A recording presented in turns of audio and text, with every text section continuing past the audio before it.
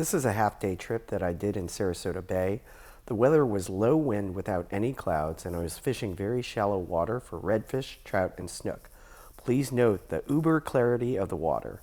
I also do a nice catch and cook on a trout that did not survive because it was hooked so deeply. Enjoy.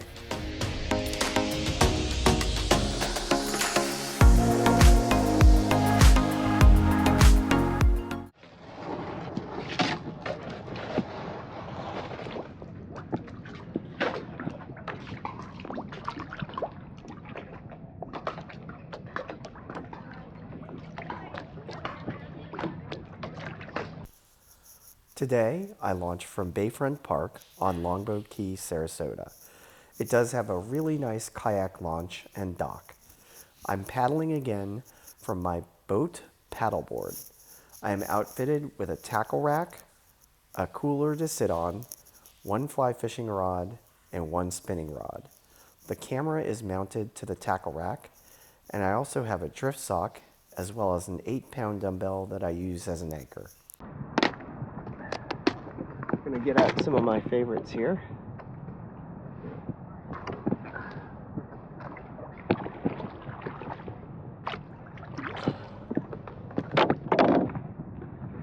Favorite baits. This is a DOA paddle tail that's in Low Rush Glow. I've got it rigged on a jig hook, swim bait hook, and then I've got a what we call a what is that? Silly jig. Silly jig's good for pompano. I think there's some pompano laying about. Not in this shallow water, but we're gonna go see. Since it's really shallow right now, I'm gonna switch up and switch it down to the 16th ounce because I've got the 1/8 ounce on my pole right now. So, that's tight a little bit in the net. Good. So we'll leave this for now. Using these clips, since I've got limited rod storage on this kayak, I use these clips now. Helps me with everything.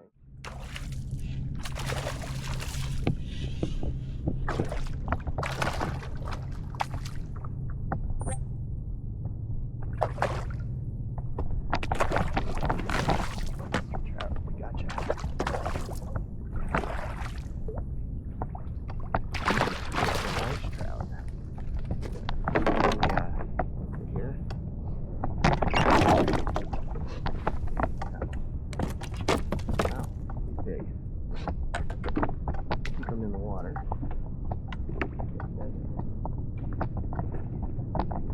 Trout.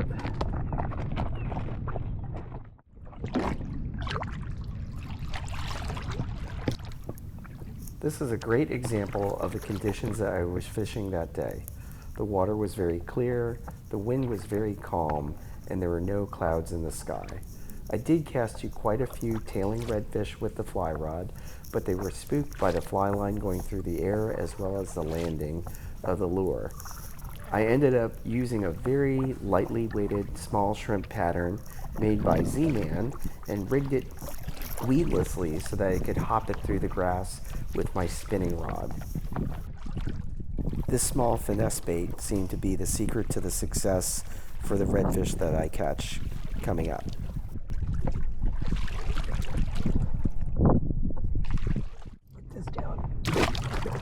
Nice redfish, nice redfish.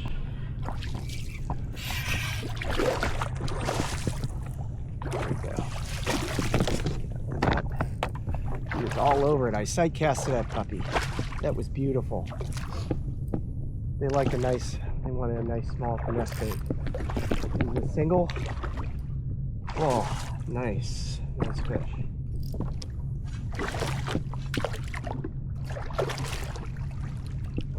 Get him into the boat. Literally the boat.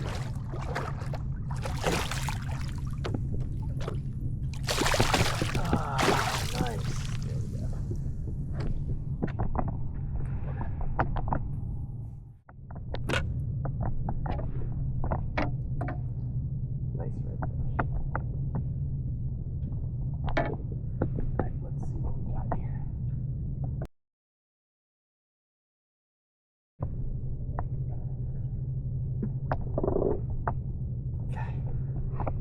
picture. Nice redfish. We can get this one.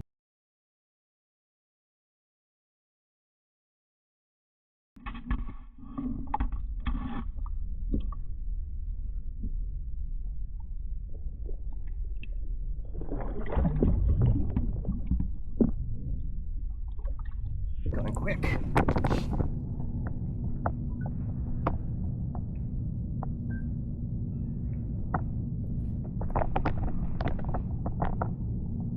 What? There he goes. Stuck in the tire?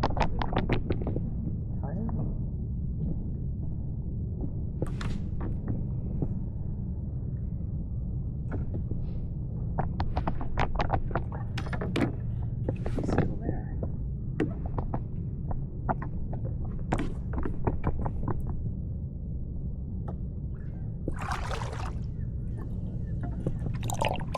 He's hiding.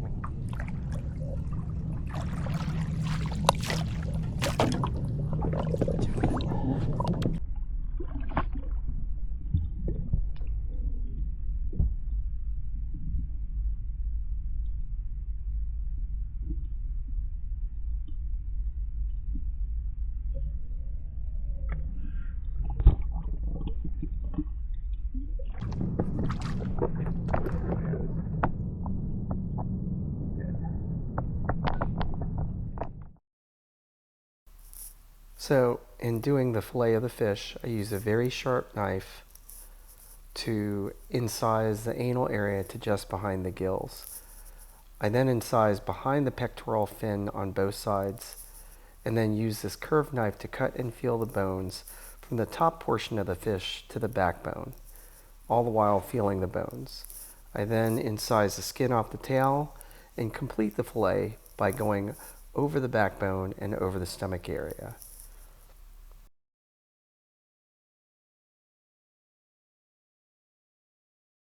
I then repeat this on the other side of the fish, dissecting down towards the backbone, as you see, incising the skin off the tail and dissecting over the backbone to the stomach side of the fish, and then completing the fillet.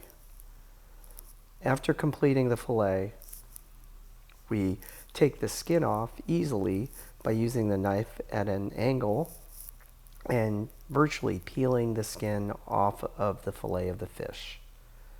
We do it to both sides, just like this. And then I'm going to cut off the stomach area, which does have a lot of bones and is not as edible.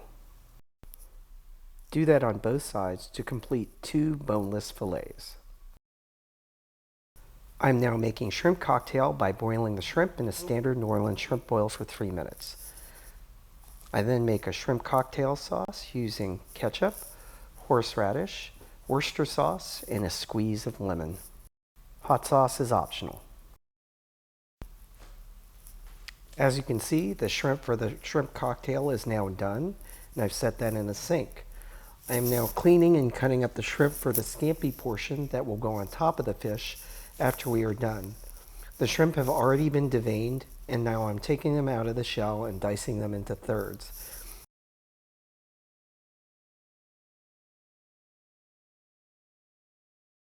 I am now taking off the shells off the hot shrimp for the shrimp cocktail portion of our appetizer.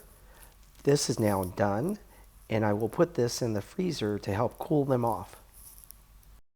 This also stops the cooking process and helps to preserve the spicy flavor of the shrimp boil. I am now chopping up garlic and parsley for the scampi topping for the fish. The recipe is very easy as the ingredients are oil with a tad bit of butter, garlic, white wine, and parsley. I try to keep this as simple as I can. We are also roasting broccolini as a side dish. I roast them for about 12 to 15 minutes at 400 degrees Fahrenheit. As for seasoning the fish, I use a bit of Mrs. Dash, garlic and herb, and some salt.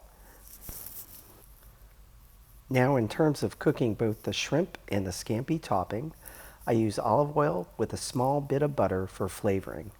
I heat that up, and then I place the fish in the larger pan with a lid, and then the garlic first into the smaller pan. The fish does not take that long to cook as they are thin fillets. The shrimp I now add in, and they cook quickly because they are in small pieces. After I add a little bit of salt and pepper to the shrimp, I will turn my attention back to the fish. Enough time has gone by where I can flip the fillets of the trout and then recover the lid. After the shrimp has been done, I will put in a little bit of wine and let that reduce down. And after it has reduced down a good bit, I put in the parsley. In a few minutes, everything is now done and cooked and ready to plate. I uncover the fish, I flip it one more time to make sure that I've got a nice crust on both sides. I take out the fish, and then I spoon the scampi on top. The final touch is getting the broccolini out and plating it. Here's a final look at our meal along with a nice side salad of kale and veggies. Hope you enjoyed this video of the catch and cook. The meal was delicious and the drinks afterwards were also fabulous. Tight lines, everyone.